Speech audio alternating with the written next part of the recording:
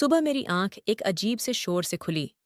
ठंड इतनी तेज थी कि रजाई छोड़ने का मन नहीं कर रहा था, लेकिन दरवाजे के बाहर हलचली आवाजों ने मुझे उठने पर मजबूर कर दिया। मैंने शॉल ओढ़ी और दरवाजा खोला तो सामने कुछ लोगों की भीड़ खड़ी थी। सबकी नजरें नीचे जमीन पर टिकी थीं। मैं आगे बढ़ी तो देखा कि एक नवजात बच्ची लाल कपड़ों में लिपटी जमीन पर पड़ी रो रही थी। एक महिला बोली, पता नहीं किसका पाप है जो रात के अंधेरे में यहां छोड़ गया। दूसरी ने कहा, प्यार मोहब्बत में बदनाम होकर किसी ने यह नाजायज बच्ची मंदिर के पंडित जी के घर के सामने छोड़ दी है। किसी ने तो यहां तक कह दिया, इसे कचरे में फेंक देना चाहिए। अगर ऐसी गंदगी हमारे पालते रहेंगे तो फिर ऐसे दिन बार बार हमें बार बार देखने को मिलेंगे। मैंने झुककर उस बच्ची को गोद में उठा लिया। वह बहुत कमजोर थी और कांपती हुई सांसें ले रही थी। मैंने सबको वहां से चले जाने को कहा और दरवाजा बंद कर दिया। उस समय मेरे पति पंडित शंकर जी किसी काम से बाहर गए हुए थे।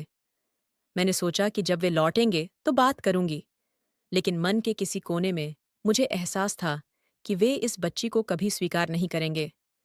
मेरी शादी को 14 साल हो चुके थे, लेकिन मुझे अभी तक संतान का सुख नहीं मिला था। हर जगह इलाज करवाया, हर दुआ मांगी, लेकिन नतीजा सिर्फ मायूसी ही रहा। इस बच्ची को देखकर मेरे भीतर एक अजीब सी ममता जाग उठी। लगा जैसे बरसों से सोने आंगन में कोई खुशबू उतर आई हो। अगले 3 दिन मैंने उसकी देखभाल ऐसे की जैसे वह मेरी अपनी औलाद हो। चौथे दिन जब पंडित जी सफर से लौटे और बच्ची को देखा तो उनका चेहरा बदल गया। उन्होंने तेज आवाज में पूछा, ये कौन है? मैंने शांत स्वर में कहा, सुबह दरवाजे पर मिली थी, बहुत बीमार थी। मुझे लगा कि यह भगवान की तरफ से एक परीक्षा है। वह गुस्से में बोले, तुम्हें क्या अधिकार है बिना पूछे किसी के गंदगी को घर में लाने का? अपनी कोख से जना औलाद को कोई इस तरह नहीं छोड़ता। मैंने जवाब दिया, आप भगवान के सेवक हैं, इस तरह की बातें कैसे कह सकते हैं? उन्होंने नजरें फेर लीं और कहा, ये बच्ची यहां एक दिन भी नहीं रुकेगी। मैं चुप हो गई। रात भर उस बच्ची को सीने से लगाए मैं सोचती रही, अगर मैं भी दूसरों की तरह उसे ठुकरा देती तो क्या भगवान मुझसे प्रसन्न होते? मेरे दिल ने कहा कि मैंने जो किया वह सही किया। अगले दिन पंडित जी सख्ती से कहने लगे कि इसे किसी अनाथालय में छोड़ दो, लेकिन मैंने साफ मना कर दिया। मैंने कहा कि यह अब मेरी जिम्मेदारी है। भगवान ने दिया है, भगवान ही रखेगा। वे नाराज हो गए और कई दिन तक मुझसे बात नहीं की, लेकिन मैंने बच्ची को नहीं छोड़ा। उसका नाम सुकांता रखा और रोज उसके लिए प्रार्थनाएं करती रहीं। पड़ोसी अब भी पीठ पीछे बातें करते, लेकिन मैंने उनकी बातों पर ध्यान देना छोड़ दिया। बच्ची रातों को रोती तो पंडित जी थोड़ा गुस्सा जाते। कई बार मुझे डांटते, मगर मैं चुपचाप सहती रही। मैं जानती थी कि जिस दिन यह बच्ची मेरे दिल से निकल जाएगी वह दिन मेरी आत्मा की मृत्यु होगी। 2 हफ्ते बीत गए। बच्ची अब कुछ बेहतर हो गई थी। उसके चेहरे पर चमक आ गई थी। मेरी दुनिया बदल चुकी थी। हर चीज जैसे उस नन्ही जान के इर्द गिर्द घूमने लगी थी। एक दिन मंदिर से आने के बाद पंडित जी ने कहा, पड़ोसी बातें बना रहे हैं, अब भी समय है, इसे छोड़ दो। मैंने जवाब दिया, अगर आपको भगवान की इच्छा स्वीकार नहीं तो कम से कम मेरी भावनाओं का तो सम्मान करें। पंडित जी चुप हो गए और फिर कुछ नहीं बोले। मैंने चुपचाप बच्ची के लिए छोटे छोटे कपड़े सिलवाए, झूला बनाया और रोज उसे लोरी सुनाने लगी। वह जब मुझे देखकर मुस्कुराती तो ऐसा लगता जैसे सारी दुनिया मेरे कदमों में रख दी गई हो। एक रात बच्ची ने बहुत रोना शुरू कर दिया। शायद पेट में दर्द था। मैं उसे सीने से लगाकर झुलाने लगी। उसी समय पंडित जी कमरे से निकले और गुस्से में बोले, ये क्या तमाशा लगा रखा है तुमने? तुम्हें अंदाजा नहीं कि आस पड़ोस वाले क्या कह रहे हैं। तुम एक पाप को पाल रही हो। मैंने धीरे से कहा, अगर ये पाप है तो क्या भगवान हमें उसकी परीक्षा में नहीं डालेगा? आप धर्म की बात करते हैं, क्या धर्म में अनाथ पर दया करने का पुण्य नहीं बताया गया? पंडित जी चुप रहे, मगर उनके चेहरे पर कठोरता साफ दिख रही थी। सुबह की प्रार्थना के बाद वे मंदिर चले गए और दोपहर तक वापस नहीं आए। मैं जानती थी कि वे कुछ सोच रहे हैं। शायद उनके दिल में कहीं कोई कोमल भावना भी जाग रही थी, मगर वे उसे स्वीकार नहीं करना चाहते थे। इसी दौरान मेरी सहेली मेरे घर आई। वह जानती थी कि मैं कितने सालों से बच्चे के लिए तड़प रही थी। जब मैंने सुकांता की बात की तो वह भावुक हो गई और कहने लगी, ये भगवान की कृपा है जो तुझे इस बहाने माँ बना दिया। उसने बच्चे के लिए एक नन्हा फ्रॉक उपहार में दिया और कहा, माँ बनने के लिए सिर्फ जन्म देना जरूरी नहीं होता। उस दिन मेरे दिल को सुकून मिला। रात को पंडित जी वापस आए। उनके हाथ में मंदिर की कुछ किताबें थीं। वे सीधे अपने कमरे में चले गए। मैंने खाना रखा, मगर वे नहीं निकले। मैं जानती थी कि उनके अंदर कुछ टूट रहा है, मगर वे उसे मानने से इनकार कर रहे हैं। अगले दिन सुबह उन्होंने कहा कि वे सुकांता के लिए कोई और इंतजाम करना चाहते हैं। मैंने हिम्मत जुटाकर कहा, अगर आपको मेरी बात पर विश्वास नहीं है, तो किसी दिन भगवान आपको वे संकेत अवश्य दिखा देगा जो आपके दिल को बदल देंगे। कुछ दिन इसी उधेड़-बुन में गुजर गए। एक दिन मैंने मंदिर के पुजारी को घर बुलाया और उन्हें पूरी स्थिति बताई। पुजारी ने नरमी से कहा, यह बच्ची भगवान की ओर से तुम्हारे लिए परीक्षा भी हो सकती है और इनाम भी।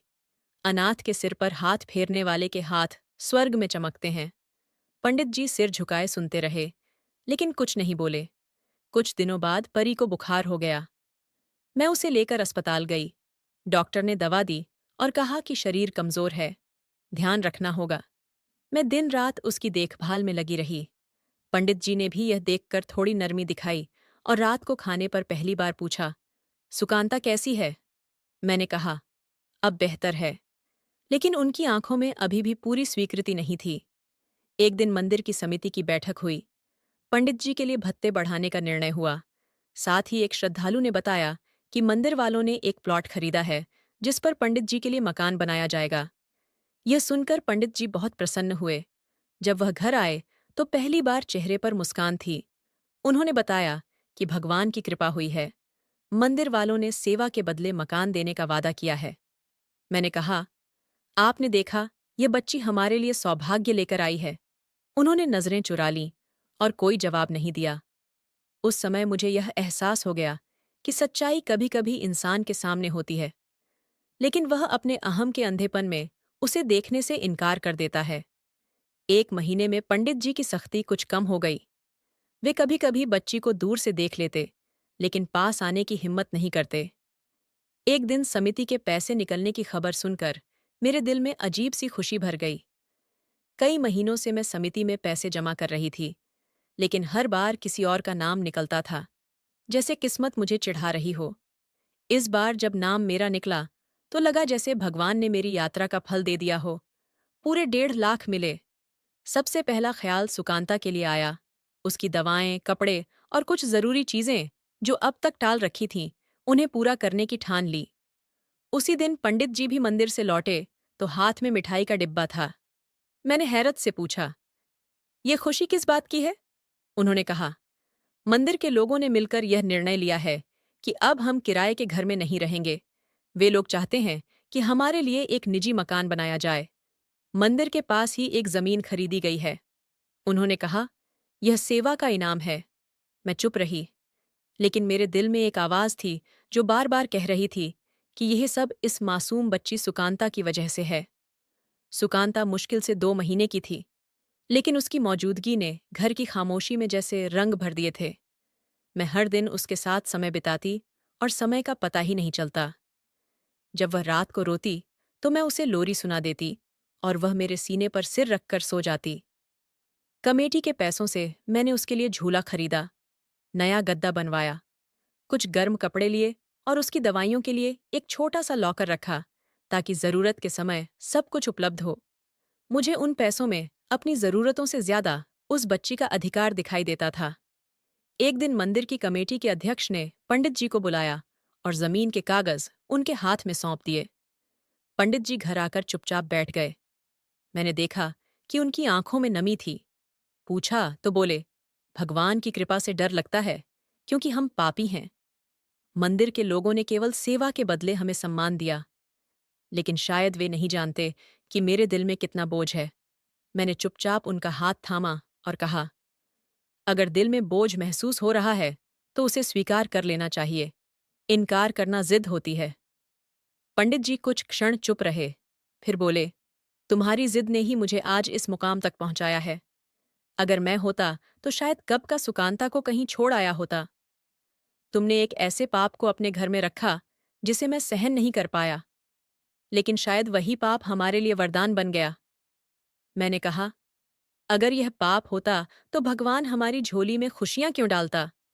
पंडित जी कुछ बोले नहीं, लेकिन पहली बार मैंने उनकी आंखों में हार मानने की झलक देखी। 1 महीने में घर के निर्माण की शुरुआत हो गई। मंदिर के लोग हर रोज आकर काम देखते और पंडित जी से आशीर्वाद लेते। मैं भी उनके साथ खड़ी रहती, लेकिन मेरे दिल में वही शांत खुशी थी कि जिस बच्ची को सब नाजायज कह रहे थे, उसी की वजह से हमारा घर बन रहा है। मोहल्ले में कुछ लोग अब भी बातें बनाते थे। कहते, देखो कैसे कमेटी से मकान मिल गया, जरूर कोई खास उपाय किया होगा। मैं सुनती थी लेकिन चुप रहती थी, क्योंकि सच्चाई को किसी सफाई की जरूरत नहीं होती, समय खुद गवाही दे देता है। एक दिन पंडित जी के एक पुराने शिष्य मिलने आए और सुकांता बेटी को देखकर बोले, वाह कितनी प्यारी बच्ची है। पंडित जी कुछ कहने ही वाले थे कि मैंने कह दिया, हाँ, ये हमारी बेटी है। वे हैरान हुए, लेकिन प्रसन्न होकर दुआ आशीर्वाद देकर चले गए। उसी शाम पंडित जी ने कहा, तुमने आज पहली बार सबके सामने कहा कि वह हमारी बेटी है। मैंने कहा, जब तुम्हारे दिल में अब भी जगह नहीं बनी, तो मुझे किसी की बातों की परवाह क्यों करनी चाहिए? मेरे दिल में वह रहती है और बस वही काफी है। पंडित जी ने कुछ देर चुप रहने के बाद धीरे से कहा, शायद तुम ठीक कह रही हो। शायद वह वास्तव में हमारे लिए सौभाग्यशाली है। उनके मुंह से यह बात सुनकर मुझे यकीन हो गया कि मेरा रास्ता सही है। भगवान अगर चाहे तो पाप को पुण्य में बदल सकता है। और मैंने मन ही मन प्रार्थना की, हे भगवान, जिस तरह तूने मुझे मां बनाया, उसी तरह मेरे पति के दिल को भी पिता बना दे। पंडित जी की जुबान से भले ही कुछ नरम शब्द निकले थे, जिनसे मुझे उम्मीद बंधी, लेकिन उनका व्यवहार धीरे धीरे बदलने लगा। वह सुकांता को देखने से कतराते थे। अगर वह पास आती तो वे नजरें फेर लेते। एक दिन मैंने उनके हाथ में सुकांता की दूध की बोतल दी, तो उन्होंने हाथ पीछे खींच लिया और कहा, मुझे इससे कोई लेना देना नहीं है, ये मेरी जिम्मेदारी नहीं है। मैं चुप रही। कुछ कहना बेकार लगा। अब सुकांता 6 महीने की हो चुकी थी। अपने छोटे छोटे हाथों से मेरा चेहरा पकड़ लेती थी। जब मैं उसे लोरी देती, तो वह आंखें बंद कर सुकून से मुस्कुरा देती। मैंने कई बार महसूस किया कि पंडित जी उसे छुप कर देखते थे, लेकिन जैसे ही मेरी नजर उन पर पड़ती, वे तुरंत मुंह फेर लेते। एक रात बच्ची को हल्का बुखार हो गया। मैंने उसे गोद में लिया, उसका माथा ठंडा किया। पंडित जी कमरे से निकले, मेरी तरफ देखा और बिना कुछ कहे वापस चले गए। सुबह जब मैं दवा लेने गई, तो मोहल्ले की एक औरत ने बातचीत के दौरान कहा, हमें तो यकीन नहीं होता कि पंडित जी ने इस बच्ची को अपने घर में जगह दी है। अगर पंडित जैसे लोग भी नाजायज को पनाह देंगे, तो लोग किसे दोषी ठहराएंगे? मैं चुपचाप सुनकर वहां से हट गई। घर आकर मैंने पंडित जी से कहा, लोग अब भी बातें कर रहे हैं, आपका चरित्र भी सवालों में है। अगर ये बच्ची आपको बोझ लगती है, तो मुझे अनुमति दीजिए, मैं इसके साथ कहीं और चली जाऊंगी। पंडिताजी गुस्से में आ गए और बोले, धमकी मत दो, ये घर तुम्हारा है, लेकिन इस पाप की पोटली की वजह से मेरे निर्णयों पर प्रभाव मत डालो। मैंने कहा, अगर यह पाप की पोटली है, तो आपके भाग्य में कृपा कहाँ से आ गई? मकान मिला, मंदिर वालों ने सम्मान दिया, समिति बनी, आपको भत्ते में वृद्धि मिली। ये सब किसके आने के बाद हुआ? पंडिताजी ने ठंडे स्वर में जवाब दिया, ये सब भगवान की कृपा है, किसी बच्चे की वजह से नहीं। मैंने कहा, भगवान की कृपा भी किसी माध्यम से ही आती है। अगर आप देखना नहीं चाहते, तो मत देखिए, लेकिन मैं हर रोज अपनी आंखों से इस बच्चे के अस्तित्व में भगवान की इच्छा महसूस करती हूँ। पंडिताजी ने उस बच्ची से बिल्कुल संबंध समाप्त कर लिए थे। अब वे ना तो उसे देखते थे, ना ही उसका कोई जिक्र करते। एक दिन बच्ची के रोने पर वे भड़क उठे। बोले, यह रोना चिल्लाना अब मेरे सहनशीलता से बाहर है, इसके लिए किसी और स्थान की व्यवस्था करो। मैंने चुपचाप बच्ची को अपनी सीने से लगा लिया और धीरे धीरे उसे लोरी सुनाने लगी। उसी समय पंडित जी के मठ का एक छात्र बीमार हो गया। मैंने देखा कि वे उसके लिए चिंतित हो उठे। अस्पताल के चक्कर लगाए, दवाइयों की व्यवस्था की, प्रार्थनाएं की। मैंने उनसे कहा, आप दूसरों के बच्चों के लिए दिल में संवेदना रखते हैं, लेकिन जो बच्ची आपके घर में है, उसके लिए आपके दिल में कोमलता क्यों नहीं आती? पंडित जी बोले, वह छात्र है, अच्छे कार्यों में लगा हुआ है, और ये बच्ची न जाने किस चरित्रहीन का खून है। मैंने कहा, खून का निर्णय आप नहीं कर सकते, भगवान करता है। और वही भगवान शायद आपके दिल की परीक्षा ले रहा है कि देखें आप किसी को सिर्फ धर्मशास्त्र से तौलते हैं या इंसानियत से भी। मेरी बातों का कोई असर नहीं हो रहा था। उनकी कठोरता दिन ब दिन बढ़ती जा रही थी। वे पूजा पाठ के बाद लंबी भाषण देते, मंदिर में बच्चों को धर्म सिखाते, लेकिन घर आते ही एक अजनबी इंसान बन जाते। बच्ची रेंगती हुई उनके कदमों की तरफ जाती, पर हर बार वे उसे अनदेखा करते या दूर हटने की कोशिश करते। एक शाम बच्ची ने चलते चलते उनकी टोपी पकड़ ली। वे चौंक गए और तुरंत टोपी खींचकर बोले, इसे मत छुओ। मैंने देखा उनकी आंखों में हल्की सी बेचैनी थी, जैसे वे कुछ महसूस कर रहे हों, मगर उस भावना को झटक रहे थे। मोहल्ले के कुछ शिष्य एक दिन उस बच्ची को मेरी गोद में देखकर बोले, पंडिताजी की बेटी लगती है। वाह, पंडित जी तुरंत बोले, मेरी नहीं है। मैंने चुपचाप बच्ची को सीने से लगा लिया और मन ही मन सोचा, जिस बच्ची को आप दुनिया के सामने अपनाने से इनकार कर रहे हैं, वही बच्ची एक दिन आपकी पहचान बनेगी। दिन इसी तरह बीतते गए। पंडित जी अब उसके पास से भी गुजरना पसंद नहीं करते थे। मैं अंदर ही अंदर टूटती जा रही थी। लेकिन पंडित जी के व्यवहार में कोई नरमी नहीं आई थी। मैं सुकांता को सीने से लगाए हर दिन एक नई परीक्षा से गुजर रही थी। इसी दौरान मेरे शरीर में कुछ बदलाव महसूस होने लगे। शुरू में मैंने अनदेखा किया, लेकिन जब चक्कर आने लगे और खाने की खुशबू से उल्टी जैसा लगने लगा, तो मैं घबरा गई। मैं पास के अस्पताल गई। महिला डॉक्टर ने कुछ सवाल पूछे और फिर कुछ जांचें करवाने को कहा। जांच के बाद जब वह रिपोर्ट देख रही थी, तो उसके माथे पर बल पड़ गए। मैं मन ही मन सोच रही थी कि कहीं कोई बड़ी बीमारी ना हो। वह शांत स्वर में बोली, आप गर्भवती हैं? मैंने अविश्वास से पूछा, क्या? वह मुस्कुराकर बोली, जी हाँ, आपको 3 महीने का गर्भ है। मैंने कहा, मुझे तो विश्वास था कि मेरे अंदर संतान की क्षमता ही नहीं है। डॉक्टर ने पुरानी रिपोर्टें दिखाने को कहा। मैंने बताया कि सालों पहले बहुत से परीक्षण करवाए थे और सब ने कहा था कि मैं बांझ हूं, बच्चा होना संभव नहीं। वह कुछ देर सोचती रही, फिर बोली, चिकित्सा विज्ञान भी हर सवाल का जवाब नहीं दे सकता। ये भगवान की इच्छा है, वह चाहे तो बांझ को भी मां बना सकता है। मैं घर आकर चुपचाप सुकांता को गोद में लेकर बैठ गई। मेरा दिल कांप रहा था, खुशी भी थी, डर भी। सोच रही थी कि पंडित जी के सामने यह खबर कैसे रखूं। कई घंटे बीत गए। शाम को जब पंडित जी घर आए, तो मैंने खाने के बाद चुपचाप कहा, मुझे आपसे एक बात कहनी है। वह गंभीर हो गए और बोले, हाँ कहो। मैंने कहा, मैं गर्भवती हूं। वह कुछ क्षण मुझे देखते रहे, जैसे उन्होंने ठीक से सुना ही ना हो। फिर धीरे से बोले, क्या कहा? मैंने दोहराया। कुछ पल की चुप्पी के बाद उनकी आंखों में आंसू आ गए। उन्होंने भगवान का धन्यवाद किया, मेरे माथे पर हाथ रखा और कहा, भगवान ने बहुत कृपा की है। मैंने सोचा शायद अब उनके दिल में कुछ नरमी आ जाए। लेकिन अगले ही दिन उनके व्यवहार में अजीब बदलाव आ गया। वह सुकांता से पूरी तरह कट गए। यहां तक कि अगर वह उनके पास से भी गुजरती, तो वह क्रोध से मुंह फेर लेते। एक दिन मैंने देखा कि सुकांता चलते चलते उनके कालीन पर आ गई। पंडित जी ने जोर से डांटते हुए कहा, इसे मुझसे दूर रखो। मैं नहीं चाहता कि मेरे बच्चे के रास्ते में यह अपशगुन आए। मैं भीतर तक हिल गई। यह वही बच्ची है जिसे तुमने कई बार मेरी गोद में देखकर झिड़का था। लेकिन आज जब तुम्हें अपनी संतान का सुख मिलने वाला है, तो तुम इस बच्ची को मनहूस कहने लगे। उन्होंने कहा, अब हमारा अपना बच्चा आने वाला है और मैं यह बर्दाश्त नहीं कर सकता कि मेरी संतान के साथ किसी और की नाजायज संतान रहे। मैंने कहा, तुम्हारे बच्चे को कोई तुम्हारा भगवान आसमान से लेकर नहीं आएगा। वह भी उसी गर्भ से जन्म लेगा जिसे तुमने पाप की कोख कहकर ठुकरा दिया था। पंडित जी ने यह बात सुनकर चुप्पी साध ली, लेकिन उनके व्यवहार में और अधिक कठोरता आ गई। अब वे उस बच्ची के कपड़ों को भी हाथ नहीं लगाते थे। उसके खिलौनों को घर के कोने में रखवा दिया गया और बार बार कहते, इसका अलग कमरा कर दो। मेरे बच्चे पर इसकी मनहूसियत का असर नहीं पड़ना चाहिए। एक दिन पंडित जी दोपहर तक मंदिर से वापस नहीं आए। जब लौटे तो उनके हाथ में एक सूची थी। बोले, यह वे अनाथालय हैं जहां हम सुकांता को दे सकते हैं। वहां उसकी अच्छी परवरिश होगी।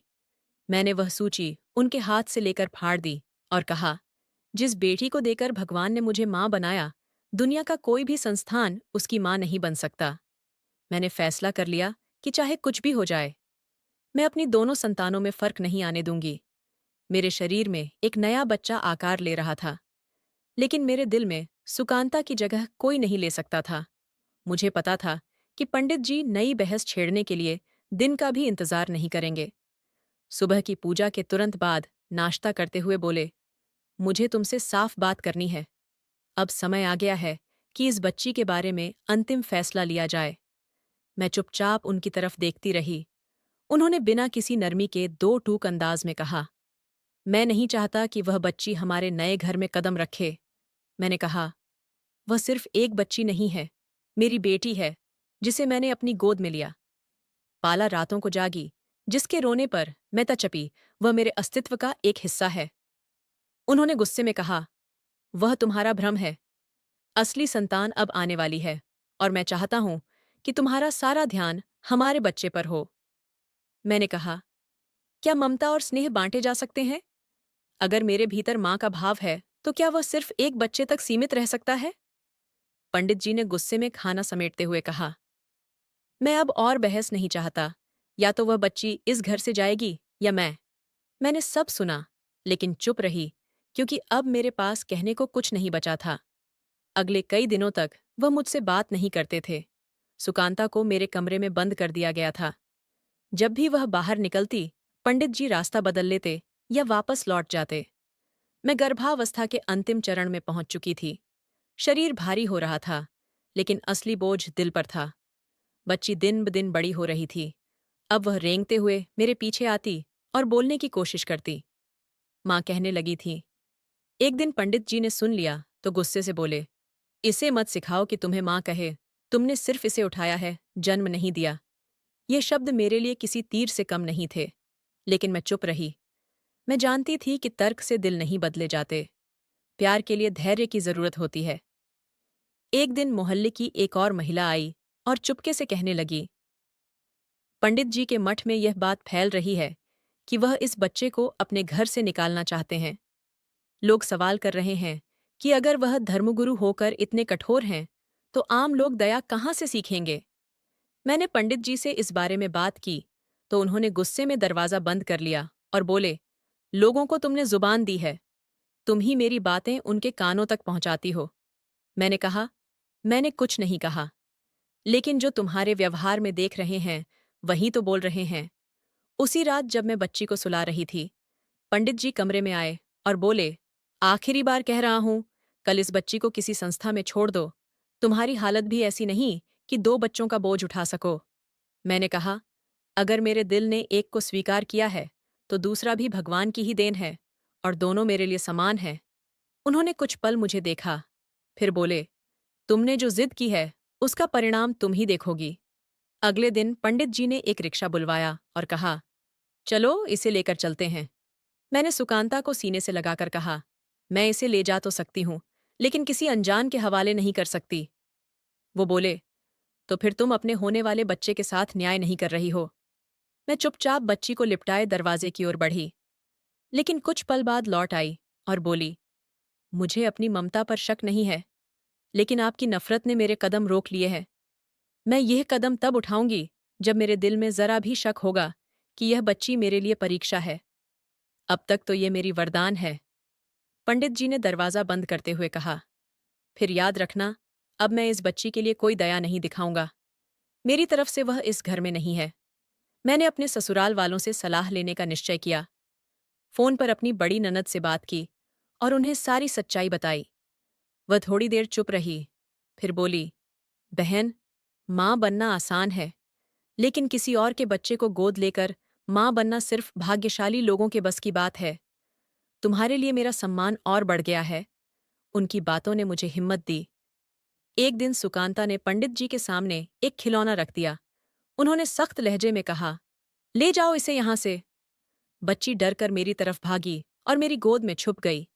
मैंने उसे मजबूती से थाम लिया और मन ही मन कहा, जिस दिल में भगवान की ओर से आई हुई अमानत के लिए जगह नहीं होती, वह दिल कभी पूरा नहीं हो सकता। मैं अब तय कर चुकी थी कि चाहे कुछ भी हो जाए, मैं अपनी ममता पर आँच नहीं आने दूंगी। मेरी ममता का रंग किसी संबंध का मोहताज नहीं है। उन दिनों मैं घर की सफाई में लगी हुई थी। गर्भावस्था का अंतिम महीना चल रहा था। शरीर के साथ साथ मन भी बोझिल रहता था। लेकिन जब भी सुकांता को देखती, भीतर से कोई हिम्मत जाग उठती। उस दिन पंडित जी किसी धार्मिक कार्यक्रम में शामिल होने के लिए शहर से बाहर गए हुए थे। मैंने सोचा, क्यों न कमरे और भंडार की सफाई पूरी कर लूं, ताकि नए बच्चे के जन्म से पहले सब कुछ सुव्यवस्थित हो जाए। भंडार में कुछ पुराने कपड़ों की गठरी रखी थी, जो बहुत समय से नहीं खोली गई थी। मैंने गठरी खोली और कपड़े एक एक करके निकालने लगी। उन्हीं में वही लाल चादर नजर आई, जिसमें सुकांता लिपटी हुई दरवाजे पर मिली थी। मैं कुछ क्षण उसे हाथ में थामे चुपचाप रही। वह चादर समय का एक पुराना अध्याय थी, जिससे मेरा भावनात्मक संबंध जुड़ा था। जब मैंने चादर झाड़नी शुरू की, तो एक पर्ची जमीन पर गिर पड़ी। मैंने पर्ची उठाई, सोचा कोई पुरानी रसीद या चिट्ठी होगी, लेकिन जैसे ही उस पर नजर पड़ी, दिल की धड़कन थम सी गई। वह सीधी पंडित जी के नाम लिखी हुई थी। उसमें लिखा था, यह आपकी बेटी है। मैं आप पर बोझ नहीं डालना चाहती, लेकिन मेरी जिंदगी समाप्ति के कगार पर है। कैंसर अंतिम चरण में है। मैंने यह चादर आपके दरवाजे पर इस आशा से रखी है कि शायद आप इसे स्वीकार कर लेंगे। यदि यह पर्ची कभी सुमन के हाथ लगे, तो उसे बता दीजिएगा कि यह बच्ची आपकी दूसरी पत्नी की अंतिम निशानी है। मेरे हाथ कांपने लगे। जमीन आंखों के सामने घूमने लगी। मैं फर्श पर बैठ गई। सुकांता का वह छोटा सा चेहरा आंखों के सामने तैरने लगा। वह बच्ची, जिसे मेरे पति हर दिन पाप की संतान कहते रहे, अवैध का ताना देते रहे, वह उनकी अपनी संतान निकली। मैं देर तक भंडार में बैठी रही। न रोना आया, न आवाज निकली। वह पल ऐसा था जैसे मेरे भीतर की सारी दुनिया शांत हो गई हो। मैंने पर्ची को सीने से लगा लिया और फिर चादर को दोबारा लपेटकर वापस रख दिया, जैसे कोई पवित्र वस्तु हो। पंडित जी शाम को घर लौटे। उनके चेहरे पर थकान थी, लेकिन मैंने बात टालनी नहीं चाही। मैंने कहा, मुझे आपसे अकेले में बात करनी है। वह चौंक कर बैठ गए। मैंने धीरे से चादर और पर्ची उनके सामने रख दी और कहा, मैंने यह भंडार की सफाई के दौरान निकाली है। पढ़ लीजिए और फिर स्वयं निर्णय कीजिए कि आप किसके साथ हैं। पंडित जी ने पर्ची उठाई और पढ़ते ही उनके चेहरे का रंग बदलने लगा। वह चुप हो गए। कुछ देर तक पर्ची को घूरते रहे, फिर चादर को छुआ और तुरंत हाथ पीछे खींच लिया। उनकी आंखों में पहली बार वह बेबसी थी, जो किसी बड़े अपराध के बाद आंखों में उतरती है। मैंने कहा, जिस बच्ची को आप पाप कह रहे थे, वह तो आपके शादी का परिणाम है। आपने मुझसे दूसरी शादी की बात छुपाई, लेकिन इस मासूम का क्या दोष था जो आपके दरवाजे पर छोड़ दी गई। पंडित जी ने अपनी नजरें झुका लीं, फिर धीरे धीरे बोलने लगे। उन्होंने बताया कि एक धार्मिक कार्यक्रम के दौरान उन्हें शादी के लिए मजबूर किया गया। लड़की की बारात नहीं आई थी और माहौल बदनाम हो रहा था। मुझसे कहा गया कि शादी कर लो, ताकि लड़की की इज्जत बच सके। मैंने चुपचाप वह शादी कर ली। वह लड़की बीमार थी। शुरू में पता नहीं चला। बाद में मालूम हुआ कि उसे कैंसर है। मैं हर 2 महीने में उसे थोड़े पैसे देता था और यह तय हुआ था कि यह सब एक राज रहेगा। तुम्हें कभी पता नहीं चलेगा। लेकिन जब वह लड़की अपने आखिरी दिनों में थी, मैं उसे देखने गया, मगर वह वहां नहीं थी। रिश्तेदारों ने कहा कि शायद वह कहीं चली गई है या भगवान को प्यारी हो गई। मैं खाली हाथ लौट आया। मुझे नहीं पता था कि वह बच्ची जन्म ले चुकी है और उसे मेरे घर छोड़ गई है। मैंने पंडित जी से कठोर लहजे में कहा, आपने अपनी पत्नी पर भरोसा नहीं किया, लेकिन इस बच्ची पर भी दया नहीं की। क्या भगवान के भक्त ऐसे होते हैं? क्या अपनी संतान को सिर्फ इसलिए ठुकरा दिया जाए कि वह आपकी दूसरी जिंदगी की निशानी है? पंडित जी रोने लगे, कहने लगे, मैं खुद को कैसे माफ करूं? मैंने इसे हर दिन पराया कहा, पाप किया, लेकिन तुम्हें रोका डराया, तुम्हारे मातृत्व पर संदेह किया और वह मेरी अपनी बेटी निकली। मैंने कहा, अब फैसला आपके हाथ में है। आप उसे पाप की गठरी समझकर घर से निकालना चाहते थे। अब बताइए, क्या करें? आप ही कहिए, आपकी अपनी बेटी। आपके शादी से, आपके वंश की, क्या उसे घर से निकाल दें? पंडित जी कुछ नहीं बोल सके। वे कुर्सी पर बैठे रहे और चेहरा हाथों में छुपा लिया। मैंने एक पर्ची उनके सामने रखी और कहा, जिस दिन यह चादर आपके दरवाजे पर रखी गई थी, उसी दिन भगवान ने आपकी परीक्षा शुरू कर दी थी, और जिस दिन आपने उस बच्ची को पराया, कहाँ उसी दिन भगवान ने आपके दिल को खाली कर दिया। पंडित जी उठे, चादर को हाथ में लिया और बोले, मैंने बहुत बड़ा पाप किया है। मैंने ना सिर्फ इस बच्ची को ठुकराया, बल्कि उस स्त्री की अंतिम अमानत को भी धरती पर रख दिया। मैंने कहा, यह समय माफी का नहीं, सुधार का है। ये बच्ची अब भी आपको पिता कहने को तैयार है। बस दिल का दरवाजा खोल दीजिए। वह मासूम है, और भगवान ने उसके माध्यम से हमें सम्मान, घर, संतान सब कुछ दिया है। उसी पल सुकांता अंदर आ गई और आकर पंडिताजी के चरणों से लिपट गई। वह उसके नन्हे हाथों को देखते रहे, फिर धीरे से उसे उठाया, सीने से लगाया और जोर से रो पड़े। जब पंडित जी ने सुकांता को गोद में उठाया, तो उनके चेहरे पर वह कोमलता लौट आई जो सालों पहले कहीं खो गई थी। वे उसके बालों में हाथ फेरते रहे, मगर कुछ बोले नहीं। मैं चुपचाप दोनों को देखती रही। कई पल यूं ही गुजर गए। फिर उन्होंने बच्ची को मेरी गोद में दिया और कमरे के एक कोने में जाकर बैठ गए। माथे पर हाथ रखे देर तक चुप रहे। पंडित जी के मुंह से दूसरी शादी की स्वीकारोक्ति सुनकर मैं भीतर से जैसे खाली हो गई। मैं कमरे में वापस गई, सुकांता को गोद में लिया और खुद को संभालने की कोशिश की। पंडित जी कई बार मुझसे बात करने आए, लेकिन मैंने कोई जवाब नहीं दिया। मेरा आक्रोश होठों तक था, लेकिन मैं चुप रही। मुझे मालूम था कि अगर मैंने मुंह खोला, तो शायद ऐसे शब्द निकलते जो कभी वापस नहीं ले जा सकते। रात को चरणों में जाकर भगवान से बस इतना कहा कि मेरे दिल को इतना मजबूत कर दे कि मैं अपनी शंका के बावजूद इस बच्ची को मां की तरह पाल सकूं। मैंने उसे भगवान की इच्छा समझकर गोद लिया था, और वह फैसला आज भी एडिक्ट था। मेरी ममता उस सच्चाई की मोहताज नहीं थी जो मुझे अब पता चली है। अगले दिन पंडित जी चुपचाप बैठे रहे। उन्होंने कहा, भोजन किया और लौटकर मेरे पास आकर बोले, अगर तुम चाहो तो मैं इस शादी को समाप्त कर दूं, तुम्हें छोड़ दूं, या जो सजा देना चाहो वह भी स्वीकार है। मैंने कहा, सजा मैं नहीं दूंगी, समय देगा। जो बोझ तुमने सालों छुपाया, वह अब मेरे कंधों पर आ गया है। तुमने एक और शादी की, लेकिन इस बच्चे को भी स्वीकार नहीं किया और मुझे बांझ कहकर मेरे धैर्य को बार बार तोड़ा। अब जब सच्चाई सामने आ गई है, तो क्या मैं अपना कर्तव्य छोड़ दूं? नहीं। जो जिम्मेदारी मुझे भगवान ने दी है, मैं उसे निभाऊंगी, चाहे तुम साथ दो या नहीं। पंडित जी ने नजरें झुकाकर कहा, तुमने बहुत साहस दिखाया। तुम्हारे जैसी औरत हर किसी के भाग्य में नहीं होती। मैंने कहा, तुमने भी वही किया जो अक्सर पुरुष करते हैं, चुपचाप अपना रास्ता चुना और स्त्री पर विश्वास नहीं किया। लेकिन मैं वह नहीं बनूंगी जो तुम्हारी चुप्पी का बदला ले। मैं वह बनूंगी जो उस बच्ची को उसकी जन्म देने वाली मां से भी ज्यादा प्यार दे। एक दिन मेरी ननद घर आई। वह सारी सच्चाई जान चुकी थी। बोली, मुझे आश्चर्य है कि तुम उस आघात के बाद भी स्थिर हो। मैं होती तो सब कुछ छोड़ चुकी होती। मैंने कहा, यही फर्क है औरत और मां में। अगर ये बच्ची मेरी कोख की नहीं भी है, तो भी मैंने इसे अपने दिल से जन्म दिया है। इसकी मुस्कान मेरे अंदर के हर घाव पर मरहम रखती है। सुकांता अब उठने लगी थी, हर कदम पर लड़खड़ाती गिरती, फिर संभलती, जैसे मेरी अपनी जिंदगी का प्रतिबिंब हो। मैं भीतर ही भीतर बार बार गिरती, लेकिन उसके लिए खड़ी रहती। उसने मुझे मां बनाया, उस समय जब दुनिया मुझे बांझ कहकर ठुकरा चुकी थी। अब पंडित जी के व्यवहार में भी बदलाव आने लगा था। वे सुकांता के करीब आने लगे थे, उसके खिलौनों में रुचि लेने लगे। कभी पास बैठकर उसे देखते, लेकिन मैं जानती थी कि उनके भीतर एक खालीपन अभी भी जिंदा था, एक पछतावा, एक शर्मिंदगी की, जिसे वे शब्दों में व्यक्त नहीं कर पा रहे थे। एक दिन वह मेरे पास आकर बोली, अगर आप अनुमति दें तो मैं सुकांता के लिए नाम का पंजीकरण करवाना चाहती हूँ। उसके पहचान पत्रों में विधिवत रूप से पिता के रूप में आपका नाम दर्ज करवाना चाहती हूँ। मैंने चुपचाप सिर हिला दिया। अब मैं पंडित जी से किसी बहस में नहीं पड़ती थी।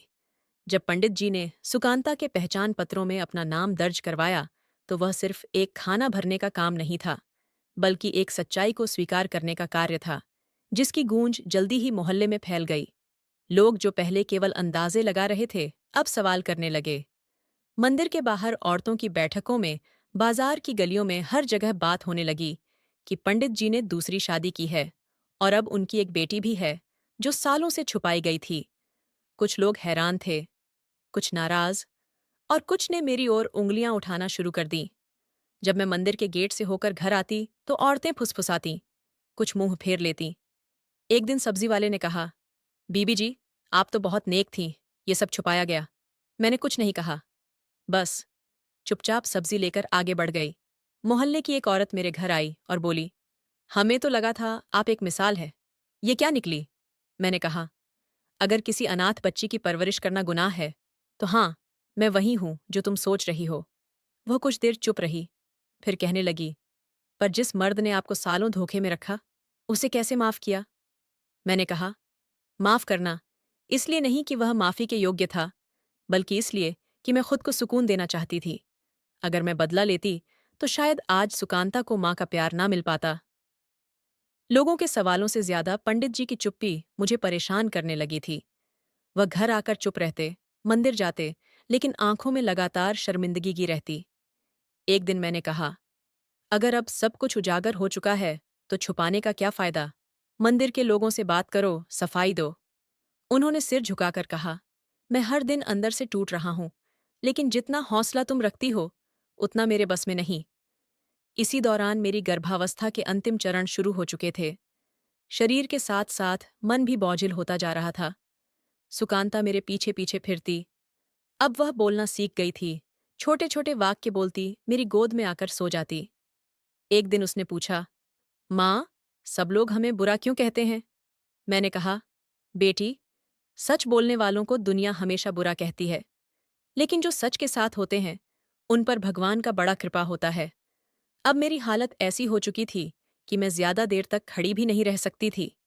एक दिन जब मैं बाजार गई, तो पीछे से किसी महिला ने आवाज दी, ये वही है ना, जिसका पति दोहरी प्रकृति का था? मैंने पीछे मुड़कर नहीं देखा, लेकिन दिल के अंदर कहीं एक टीस सी उठी। जब घर आई, तो सुकांता मेरे पास आई और मुस्कुराकर बोली, माँ, देखो मैंने चित्र बनाए हैं। वे कुछ उलझी हुई रेखाएं थीं, लेकिन एक रूपरेखा जरूर थी। उसने उस चित्र में मुझे और खुद को साथ साथ बनाया था, और बीच में एक दिल भी बनाया था।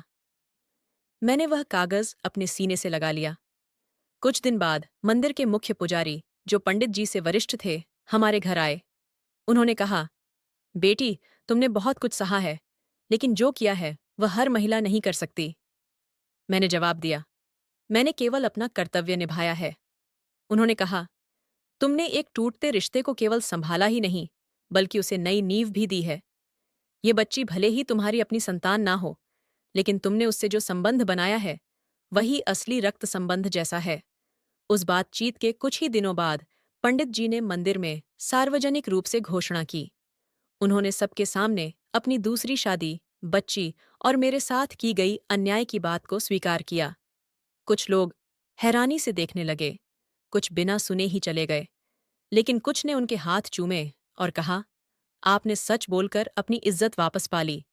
घोषणा के बाद घर के माहौल में एक शांत बदलाव महसूस होने लगा। अब वह पंडित जी अक्सर सुकांता को ध्यान से देखने लगे थे। जब वह कुछ बोलती, तो वे अनायास मुस्कुरा देते, लेकिन उनके व्यवहार में अब भी एक दूरी सी महसूस होती थी, जैसे उनके दिल में कोमलता आ चुकी हो, लेकिन शब्द साथ नहीं दे पा रहे हों। मैं यह सब देखती और चुप रहती, क्योंकि मैं जानती थी कि पछतावा जब भीतर बैठ जाता है, तो वह व्यक्ति के अस्तित्व पर एक गहरी चुप्पी की परत बिछा देता है। सुकांता दिन ब दिन चुलबुली होती जा रही थी। अब वह बोलना सीख गई थी, छोटी छोटी बातों पर हंसती और हर समय मेरे या पंडित जी के आसपास मंडराती रहती। वह अक्सर पंडित जी के पास जाकर बैठ जाती और उनके हाथ में कोई खिलौना पकड़ा देती। वे बस देखकर हल्के से सिर हिला देते या धीमे से मुस्कुरा देते। कभी कभी जब वह उनकी गोद में चढ़ने की कोशिश करती, तो वे एक पल रुककर उसे बाहों में ले लेते, लेकिन जल्दी ही छोड़ देते, जैसे उनके दिल का बोझ उनकी बाहों में टिक नहीं पा रहा हो। एक रात मैंने देखा कि वह मंदिर में भगवान के चरण में जाकर रो रहे थे। मैं चुपचाप दरवाजे के पीछे खड़ी रही। उन्होंने सिर उठाया और रोते हुए कहने लगे, हे भगवान, मैंने अपनी बेटी को नहीं पहचाना। तूने उसे मेरे लिए क्षमा का माध्यम बनाया, और मैंने उसे पाप कहा। मुझे क्षमा कर दे।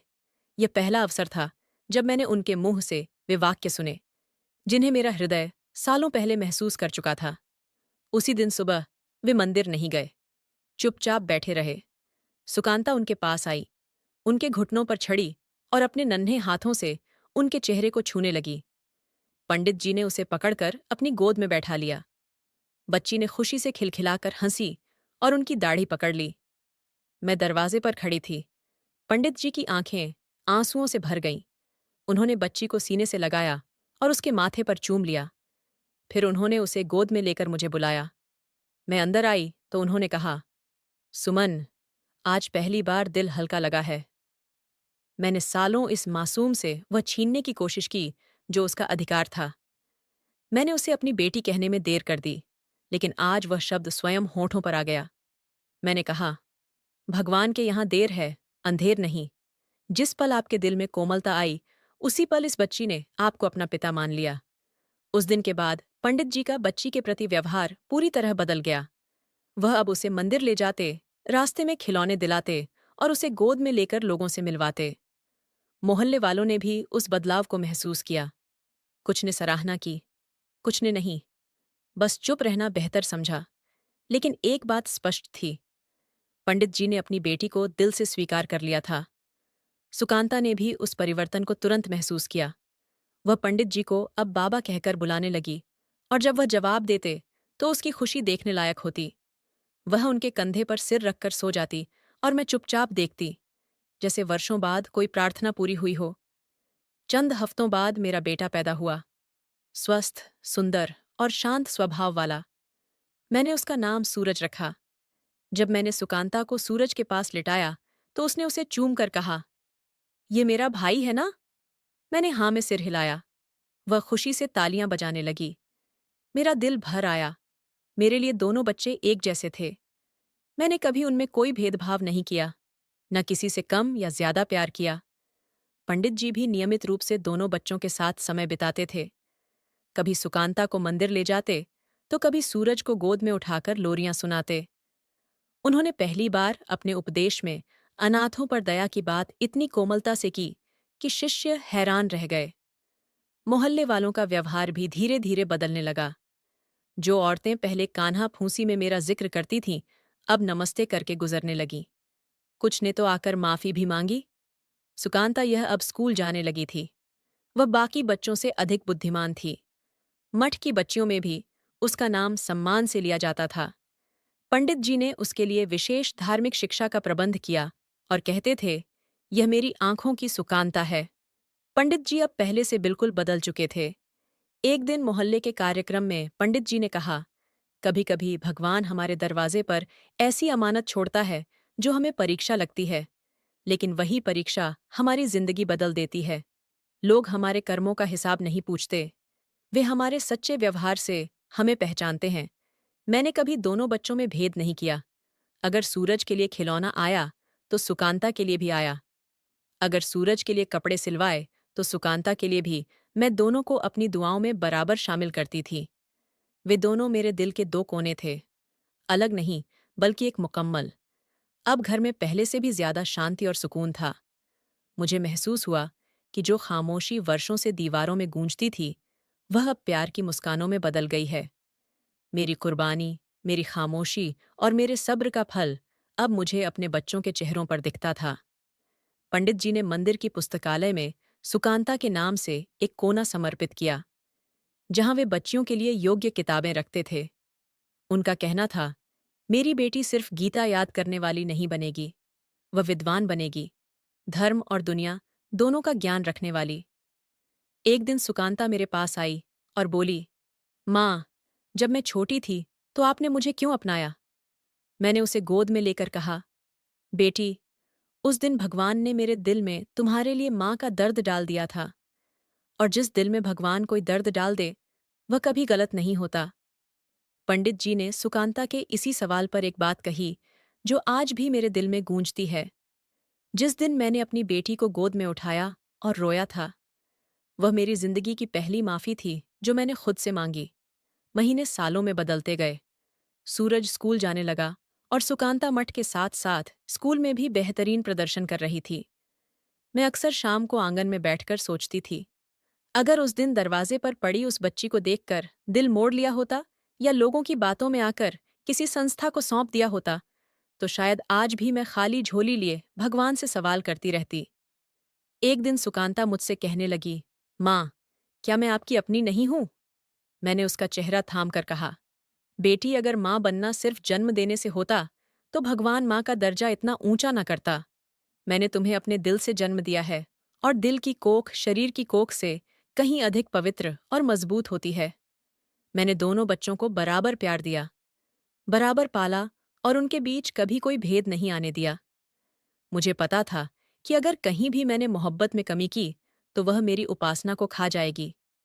भगवान द्वारा दिए गए इम्तिहान में सिर्फ बातों से नहीं, कर्मों से सफल होना होता है।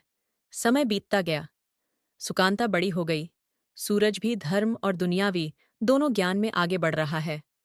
मैं अक्सर सोचती हूँ, जिस दिन मेरे दरवाजे पर वह नन्ही जान रखी थी, अगर मैं उसे पाप का बोझ समझकर छोड़ देती, तो ना मैं माँ बनती और ना ही स्त्री बन पाती। बस एक पत्थर बनकर रह जाती। ये कहानी मेरी नहीं, उस स्त्री की है जो अपनी ममता को किसी रिश्ते की मोहताज नहीं बनने देती। ये उन माँ जैसी औरतों की कहानी है जो किसी बच्चे के सिर पर हाथ रखती हैं, तो भगवान उनके सिर पर अपना आशीर्वाद रखता है।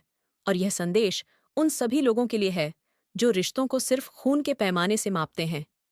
भगवान के यहाँ नियत का खून ज्यादा पवित्र होता है। यही मेरी जिंदगी का सच है। महीने सालों में बदलते गए।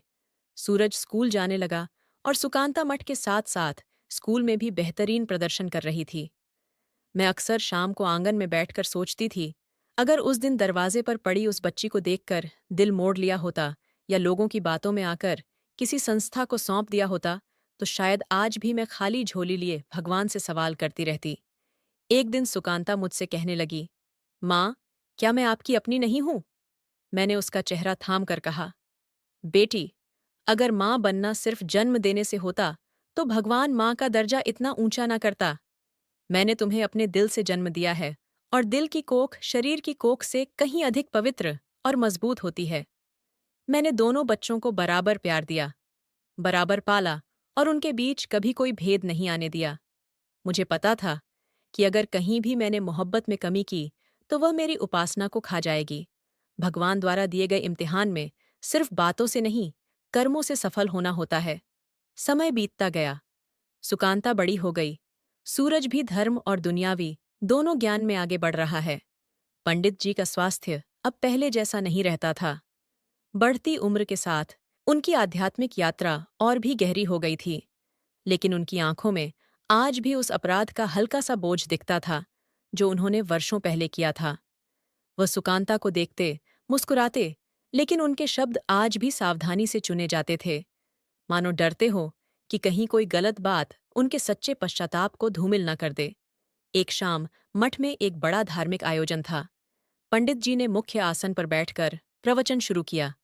उनका विषय था ईश्वर की अमानत और मानव का कर्तव्य। उन्होंने अपनी वाणी में वह कोमलता भरी जो केवल वर्षों के तप और पश्चाताप से आती है। कई साल पहले उन्होंने बोलना शुरू किया। आवाज में हल्की सी कंपी थी। भगवान ने मेरे दरवाजे पर एक सबसे पवित्र अमानत रखी थी, एक नन्ही जान। मैंने उस अमानत को एक डर समझा, अपनी प्रतिष्ठा, अपने झूठे अहंकार का बोझ समझा। मैंने उसे ठुकराया, और अपने ही घर में मैंने अपनी पत्नी के मातृत्व पर संदेह किया। पूरा मठ शांत था। लोग पहली बार उन्हें इतना व्यक्तिगत होते देख रहे थे। उन्होंने सुकांता की ओर देखा, जो पहली पंक्ति में बैठी थी। यह मेरी बेटी है सुकांता। ये सिर्फ मेरी दूसरी शादी का परिणाम नहीं है। ये उस दूसरी स्त्री की आखिरी निशानी है जिसने जीवन के अंतिम क्षणों में भी मुझ पर भरोसा किया। और ये मेरी पत्नी सुमन है, जिसने खून के रिश्ते से बढ़कर दिल के रिश्ते को चुना। पंडित जी ने अपनी पत्नी की ओर मुड़कर कहा, सुमन ने मुझे सिखाया कि धर्म केवल किताबों में नहीं होता, वह व्यवहार में होता है। ममता सिर्फ कोख से नहीं आती, वह आत्मा से उपजती है।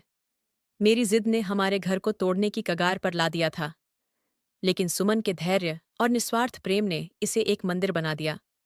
मैंने इसे पाप कहा, और इसने इसे वरदान माना। उसने मेरी अज्ञानता को प्रेम से ढक दिया। उन्होंने दोनों बच्चों की ओर इशारा किया। आज मेरे पास दो बच्चे हैं, एक मेरे रक्त का और दूसरी मेरे हृदय के जागरण का। मैं अपने शिष्यों से, मोहल्ले वालों से और सबसे बढ़कर स्वयं से यह कहना चाहता हूं, किसी रिश्ते को सिर्फ खून के पैमाने से मत मापना। नियत का खून, सेवा का संकल्प हर भौतिक संबंध से अधिक पवित्र होता है। यह घोषणा एक तूफान की तरह थी, लेकिन यह सच्चाई का तूफान था जिसने सारी धूल साफ कर दी।